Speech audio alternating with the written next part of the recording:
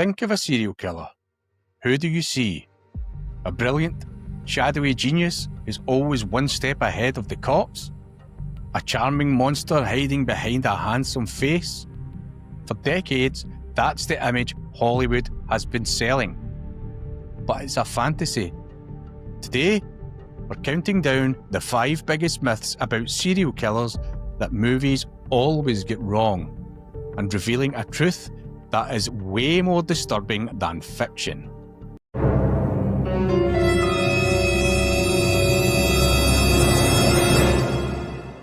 The words serial killer probably bring a very specific image to mind, one that's been carefully built by movies and TV.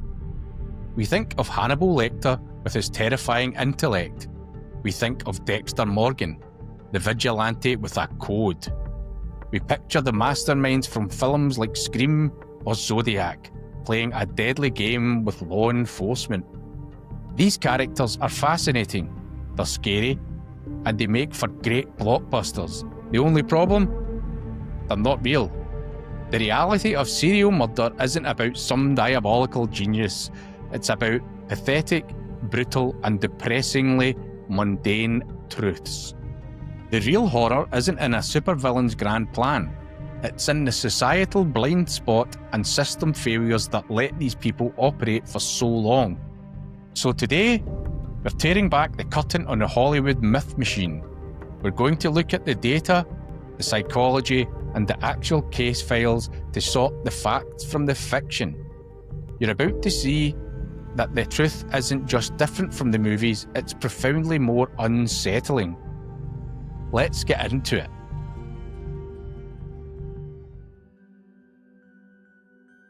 Let's start with the myth you can literally see. Picture a serial killer right now. Chances are, the face you're imagining is white. From Ted Bundy to Patrick Bateman in American Psycho, the default setting for a serial killer in our culture is overwhelmingly a white guy.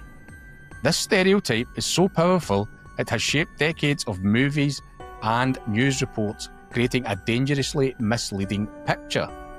But the reality is statistically much different. While it's true that a majority of documented serial killers in the US were white in the past, that picture has been changing for decades. According to data from the Radford FGCU serial killer database, the demographics have shifted dramatically. While in the decades leading up to 2014, roughly half of male serial killers were African American. The data shows that since 1990, the proportion of black offenders has risen significantly, shattering the myth of the exclusively white killer. On top of that, offenders from Hispanic, Asian, and Native American backgrounds are all represented in the data, proving that evil doesn't have a racial profile. So why does the myth stick around? It's basically a media feedback loop.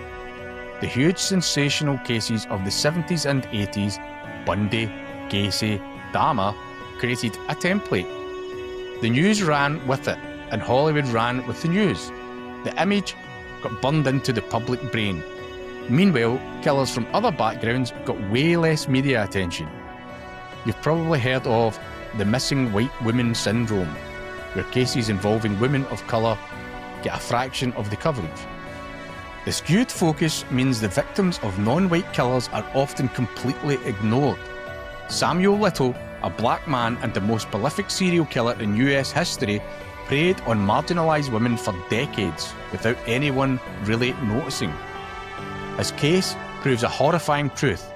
The myth that serial killers are only white men isn't just wrong, it's a reflection of who society has historically paid attention to, and whose lives it has valued more. It allows predators of all backgrounds to hide right out in the open.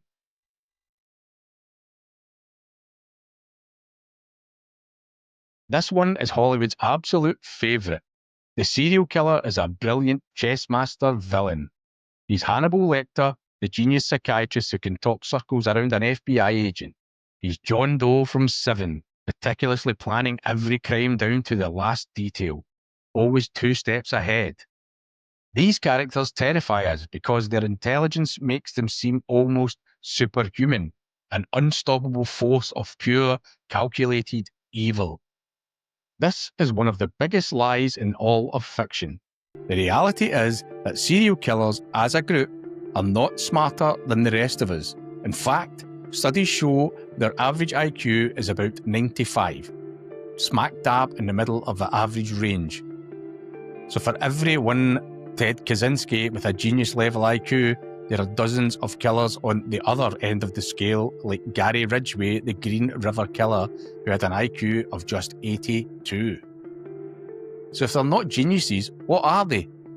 A better description would be textbook psychopaths or narcissists. Most have personality disorders, defined by a total lack of empathy, a talent for manipulation and impulsivity, not superintelligence. Their ability to get away with it for so long isn't about brilliant strategy. It's usually a grim mix of other factors. They get better with practice, they're just smart enough to wear gloves, or, and this is the most common reason, the system is broken. They target vulnerable people, sex workers, runaways, the homeless, people whose disappearance might not set off alarm bells with the police. The mastermind idea is a comforting lie. It lets us believe that evil on this scale has to be special, but the truth is much worse. These aren't supervillains. They are often dull, intellectually average people whose only real talent is a complete inability to feel for others and a willingness to exploit society's most vulnerable. They aren't outsmarting the system with genius. The system is simply failing to protect the people they hunt.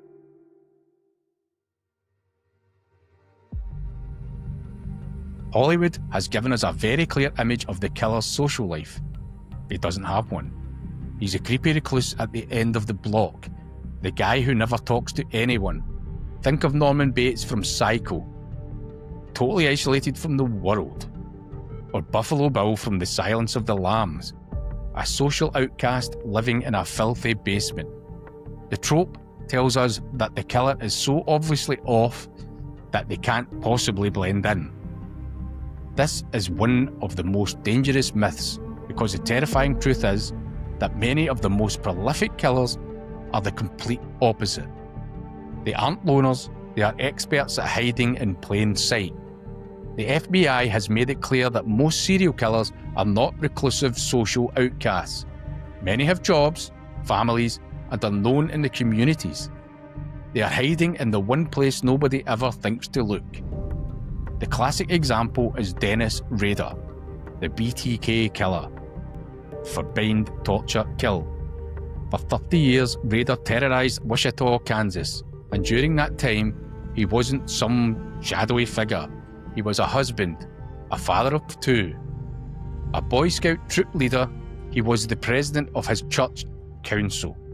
The people closest to him had absolutely no idea the man they knew was a sadistic monster.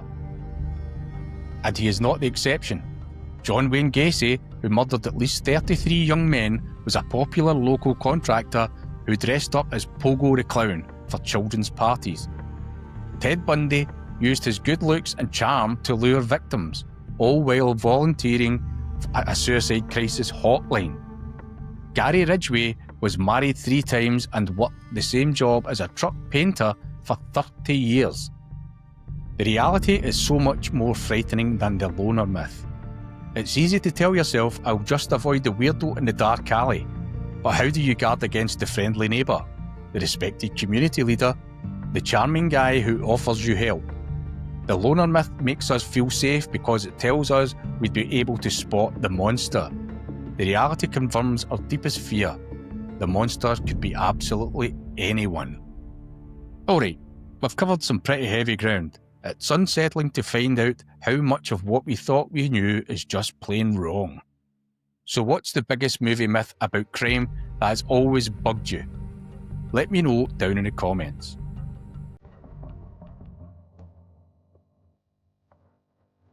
In just about every serial killer movie, there's that great scene where the profiler stares at a murder scene and says, he has a signature. It's the killer's calling card. a unique ritual they perform every single time, like an artist signing their work. They might pose the body, leave a weird object behind, or something else that's symbolic. This signature is supposed to be the magic key that links the crimes and unlocks the killer's mind. In the real world, the line between a killer's methods, their modus operandi, or MO, and their signature is a lot blurrier and way less consistent. An MO is just what a killer does to pull off the crime, like using certain restraints or targeting a specific type of person, and that can, and often does, change as they get more experienced or more careless. A signature is supposed to be something that isn't necessary for the crime but fulfills some deep psychological need for the killer. While some killers do have rituals, the idea that they leave the exact same signature every time is mostly a Hollywood invention. Research shows that serial offenders are far more likely to experiment. One study found that around 70% of serial sexual murderers change their behaviours from one crime to the next. They don't follow a rigid script. Their fantasies change, or the situation doesn't allow for their usual rituals. This makes linking cases based on one specific behaviour incredibly difficult for real investigators. Hollywood loves this signature because it creates a neat and tidy trail of breadcrumbs for the heroes. It turns a messy, horrifying investigation into a puzzle that can be solved. The truth is, investigations are often bogged down by the killer's inconsistency. Their behaviour isn't a static fingerprint, it's a fluid expression of their twisted mind. That idea of a consistent calling card is just a story, designed to make the hunt for the monster feel more like a clever game and less like the slow, frustrating and painstaking police work it really is.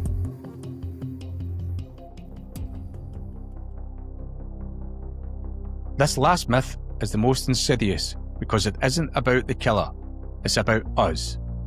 For years, Hollywood has packaged serial killers as fascinating anti-heroes. They're handsome, they're witty, they're charming. Think of Zac Efron playing Ted Bundy, a performance that many felt made a monster seem charismatic. Or think of all the fans who romanticise characters like Joe Goldberg from You, or even real-life killers like Richard Ramirez.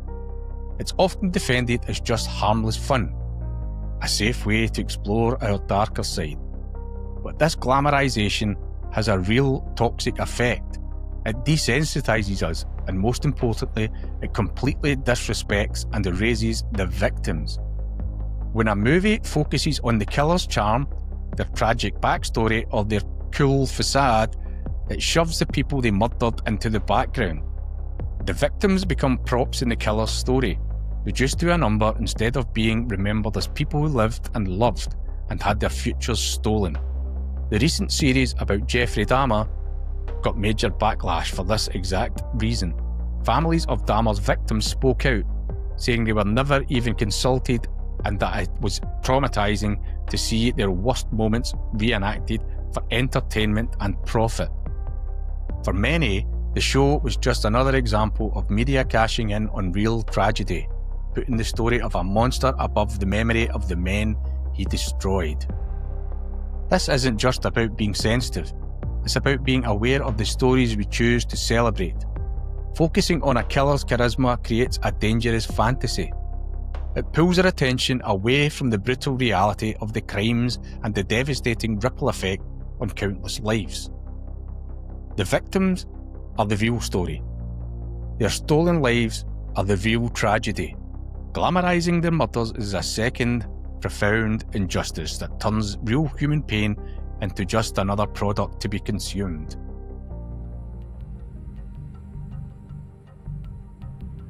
So there you have it. The evil genius, the white male loner, the ritualistic artist, and the harmless anti-hero, 5 of the biggest myths about serial killers, all carefully built and sold to us by Hollywood. We've seen that the reality is so far from that fantasy. Real serial killers aren't brilliant. They're depressingly average. They don't all come from one demographic. They are as diverse as the rest of us. They aren't creepy loners, they are our neighbours and our co-workers, and portraying them as a romantic or fascinating figure is a deep insult to the memory of their victims. These myths stick around because they make us feel better. They make evil seem special, distant, and like something we could spot a mile away. But the truth we've talked about today is much more disturbing. Evil isn't exceptional. It's terrifyingly mundane.